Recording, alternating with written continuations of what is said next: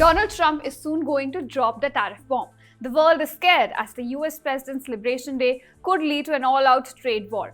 As of now, there's no clarity on how much reciprocal tariff will be imposed on how many countries.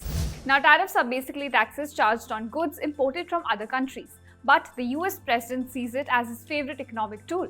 Ever since he came to power, he's been using the threat of tariffs to get what he wants. Canada and Mexico are prime examples. But this threat is now leading to a shift in economic alliances around the world.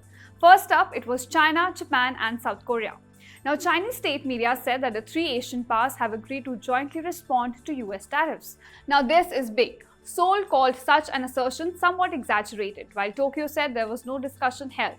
But the thing is, the three countries did hold their first economic dialogue in 5 years on Sunday, and they also agreed to speed up talks on a South Korea, Japan, China free trade agreement deal to promote regional and global trade.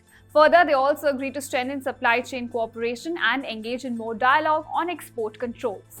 Now you see, Beijing, Seoul and Tokyo are three major US trading partners, but they've always had issues amongst themselves over territorial disputes and also Japan's release of wastewater from Fukushima nuclear power plant. But now a change seems to be setting in, and there's only one person to be blamed or given credit for: Donald Trump.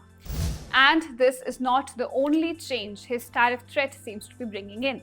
India and China, the two countries which have not had the smoothest relationship in the past few years. After the border clashes in 2020, New Delhi had blocked investment from China and curtailed the access of Chinese tech firms to the vast Indian market. But you see, India and China are also the two countries which have been called out by Donald Trump for their trade practices, which he deems as unfair. And now, ahead of the big announcement by the US President, Chinese ambassador has said that the country is willing to work with the Indian side to strengthen cooperation in trade.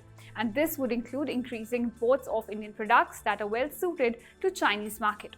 You see, bilateral trade between India and China rose by 4% to about $118.40 billion in the last fiscal year, with the Indian side running a major trade deficit. And now China has announced that it is willing to buy more Indian products to balance this trade. Moreover, Beijing has also said and invited India to have a share in the benefits of China's development. So, what the Liberation Day will bring for all the countries and the world economy at large remains to be seen. But a change in economic alliances around the world already seems to be setting in. Thank you so much for watching this video. Stay tuned to India Today Global, where we simplify geopolitics for you.